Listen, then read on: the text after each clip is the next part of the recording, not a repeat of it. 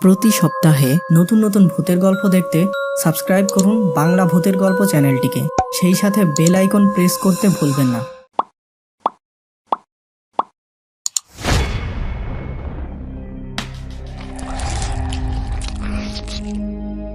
সাল 2024। আমার নাম সৌরভ সরকার। আমাদের গ্রামের বাড়ির পাশে আছে একটি বহু প্রাচীন গাব গাছ।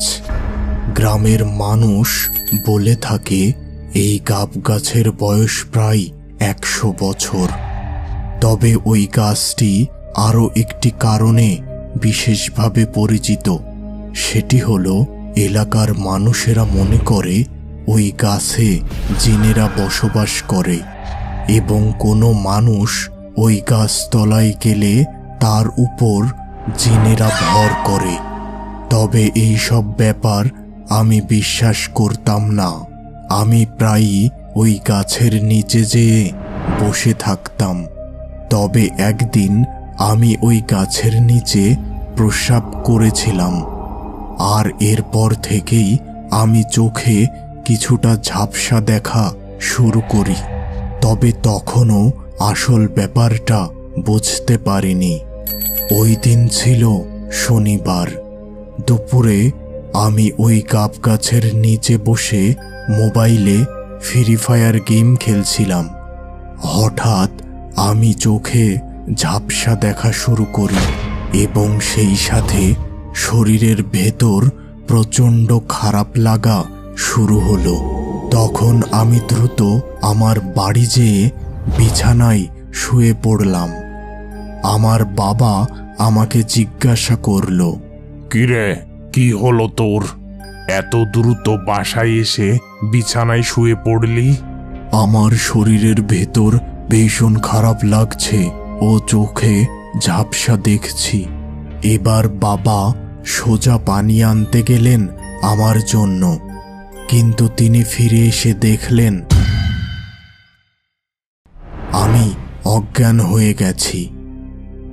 জ্ঞান ফিরতেই আমাকে একজন গ্রামের ডাক্তারের কাছে নিয়ে যাওয়া হয়।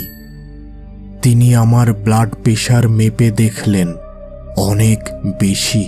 তিনি বললেন হাই প্রেশার। আমি খুব অবাক হলাম, কারণ আমার বয়স ছিল তখন মাত্র 14 বছর।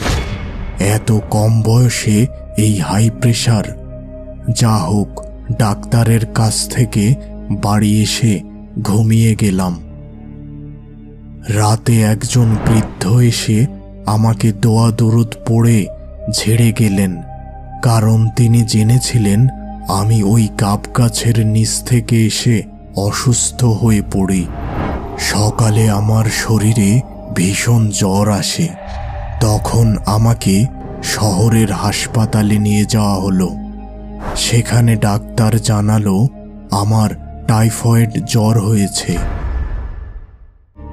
আমার রক্ত পরীক্ষা ও এক্স-রে করা হয় ওই হাসপাতালে। তবে এতে সমস্যার সমাধান হয় না। এবার আমাকে একজন কবিরাজ এসে দেখে যান এবং কিছু ঔষধ দেন। তবে এতেও আমার শরীর সুস্থ হয় না। গ্রামের মানুষ মনে করত ওই গাব গাছে কোনো এক জিন বা অদ্ভুত কোনো আত্মা থাকত। আর আমার এই ঘটনার পর রাতে ওই গাছের কাছ থেকে মাছ চিবিয়ে চিবিয়ে খাওয়ার শব্দ শোনা যেতে লাগলো। গ্রামের মানুষ রাতের বেলা ওই রাস্তা দিয়ে চলাচল বন্ধ করলো। এবার আমাকে একজন তান্ত্রিকের কাছে নিয়ে যাওয়া হলো, যিনি ছিলেন একজন মা কালীর সাধক।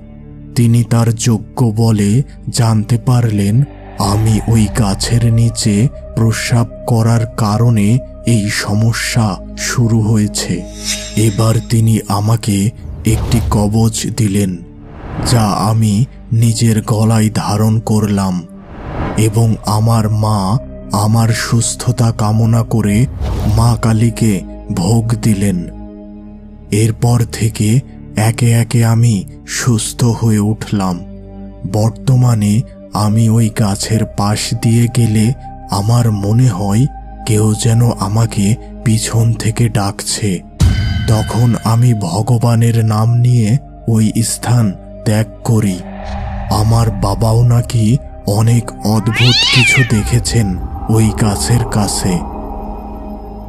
গ্রামের মানুষ এখনো ওই গাছটিকে ভয় পায় এবং এই ঘটনা থেকে আমি শিক্ষা নেই যে এসব অদ্ভুত ব্যাপারকে উপহাস করতে হয় না, কারণ কিছু জিনিস সত্যিকার হয়। বন্ধুরা, আজকের এই সত্যিকার ভূতের ঘটনাটি পাঠিয়েছিল সৌরভ সরকার, বাংলাদেশের সিরাজগঞ্জ জেলা থেকে। আর এই ভৌতিক ঘটনা তার নিজের সাথে ঘটেছিল। আজকের বিশেষ প্রশ্ন, তোমাদের এলাকায় এমন কোনো প্রাচীন গাছ আছে যেখানে ভূতেরা থাকে? এমন হলে সেই গাছের নাম কি?